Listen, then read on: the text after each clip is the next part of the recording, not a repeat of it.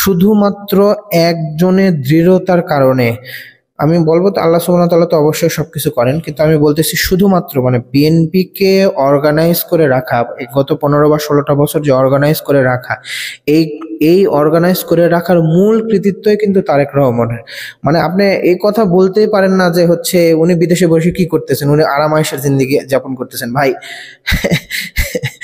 আহ, উনি যদি বিদেশে বসে আরাম আয়েশের জিন্দেগি যাপন করেন, আমি অনেক আগে থেকে কিন্তু বিএনপির ওই পেজটা আর কি ফলো করতাম। শুধু আমি বিএনপির পেজ না, আমি শিবিরের যে পেজ আছে সেটা ফলো করতাম, আওয়ামী লীগের যে ছাত্র সংগঠন, যেটা ছাত্রলীগের যে পেজটা, ওই পেজটাও আমি ফলো করতাম।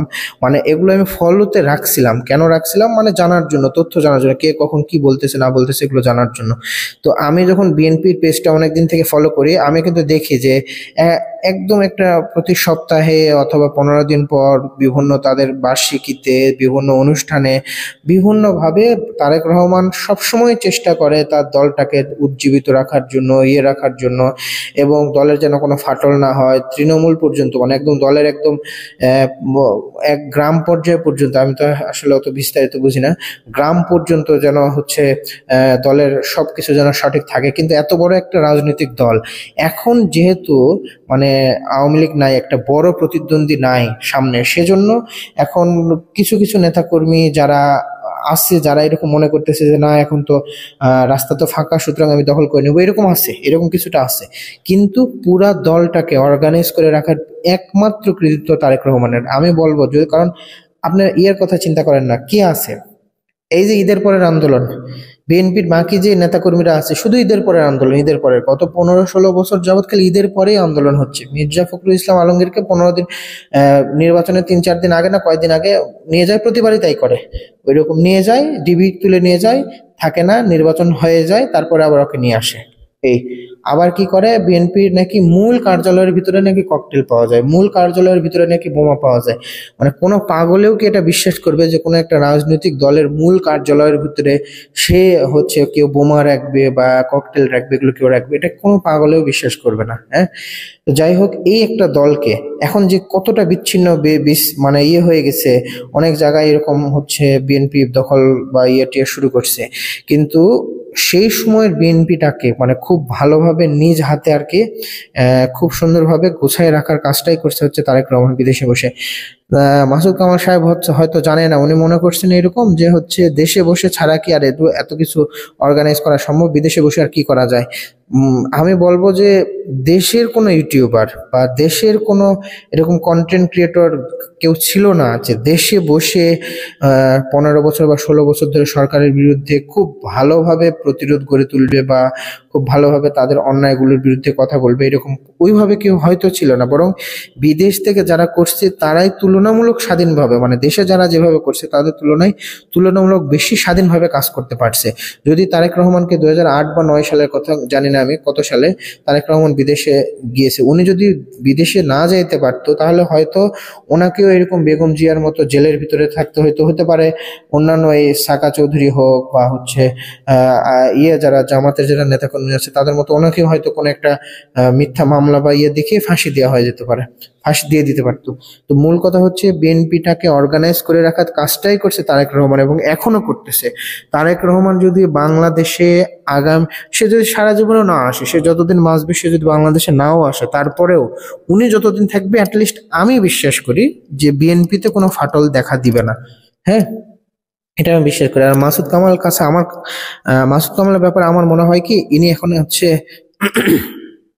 ইনি দেখতেছে কি, মাসুদ কামাল সাহেব দেখতেছে যে আহা, আমার থেকেও খারাপ, আমার থেকেও ছোট, আমার থেকেও কিছুই জানে না, তারা এত সরকারের ভালো ভালো পদ পেয়ে গেছে, আমাকে একটা পদ দিচ্ছে না। মানে আমার কাছে এরকম মনে হচ্ছে সে একটা পদের জন্য আসলে খুব পাগল হয়ে গেছে।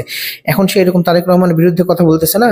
এই যে যখন তারেক রহমান দেশে আসবে বা বিএনপি যদি কখনো ক্ষমতায় আসে, দেখবেন এনপির বিরুদ্ধে টু শব্দ করতে পারবে কিনা সন্দেহ আছে।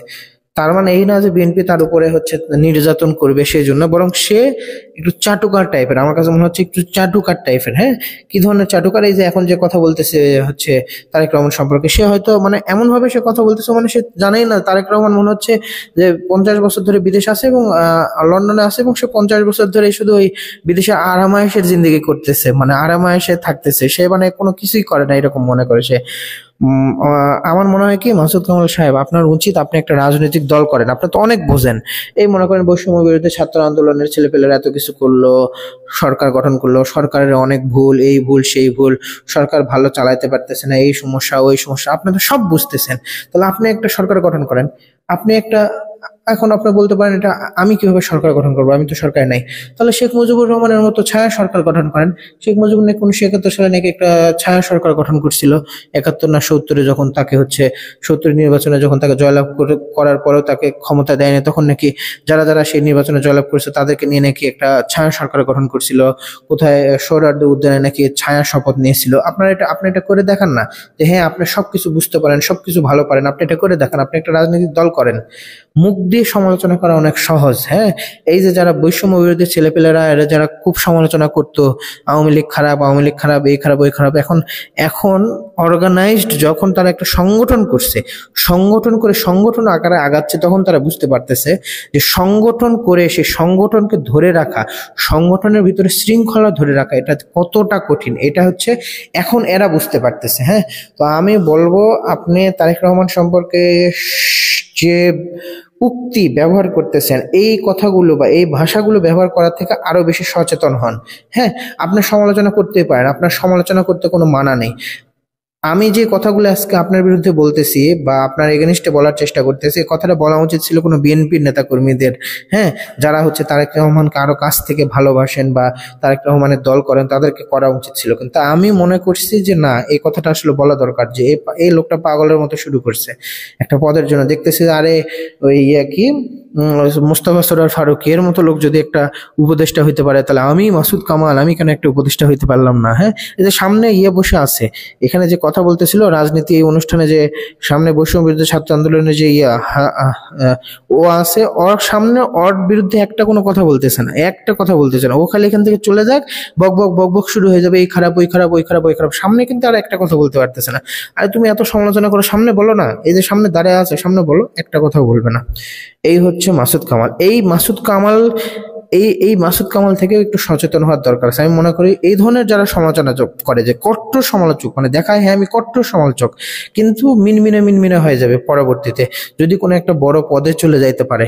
কারণ গত 10-15 বছর যাবৎ আমি এরকম দেখছিলাম যে এই যে আওয়ামী লীগের বিরুদ্ধে যদি 5 জনের নাম বা 10 জনের নাম বলা হয় যে এই 10 জন আওয়ামী লীগ সরকারের সবচেয়ে বেশি সমালোচনা করছে বা করতেছে, তাহলে এই আসিফ নজরুল স্যার, যিনি এখন উপদেষ্টা হিসেবে আছেন, হ্যাঁ তিনি অনেক বেশি সমালোচনা করতেন। এই আগে একটা অনুষ্ঠান হতো, খালেদ মহিউদ্দিন জানতে চায়, সেই অনুষ্ঠানে এরকম উনি খুব মানে বলতেন আর কি, খুব করতেন যে হ্যাঁ সরকার এই খারাপ ওই খারাপ, কত কি বলতেন। হ্যাঁ, কিন্তু আলটিমেটলি উনিও যখন সরকারে গিয়েছেন, দেখা যাচ্ছে উনি এখন নুয়ে পড়ছেন। মানে আমার কাছে মনে হচ্ছে আর কি যে উনি অনেকটা নুয়ে পড়ছেন, চেষ্টা করতেছেন, অনেক ভালো কিছু করার চেষ্টা করতেছেন, কিন্তু ওই যে স্ট্রেংথ নিয়ে গিয়েছিলেন, ওই স্ট্রেংথটা কিন্তু আমরা এখন আর ক্যামেরার সামনে দেখতে পাচ্ছি না। হয়তো উনি তার থেকেও বেশি হয়তো স্ট্রেংথ আরো বাড়ছে হয়তো তার, কিন্তু হয়তো আমরা আর ক্যামেরার সামনে হয়ে দেখতে পাচ্ছি না। কারণ ক্ষমতায় গেলে এটা কিন্তু আসলে ক্ষমতা না, এটা কিন্তু একটা চেয়ার, এটা একটা দায়িত্বের চেয়ার। এবং এই দায়িত্বে, যখন একটা দায়িত্ব পাইলে, সেই দায়িত্বের কাজগুলো করতে গেলে তখন বোঝা যায় আর দেশ চালানোর মতো কঠিন কাজ আর নাই।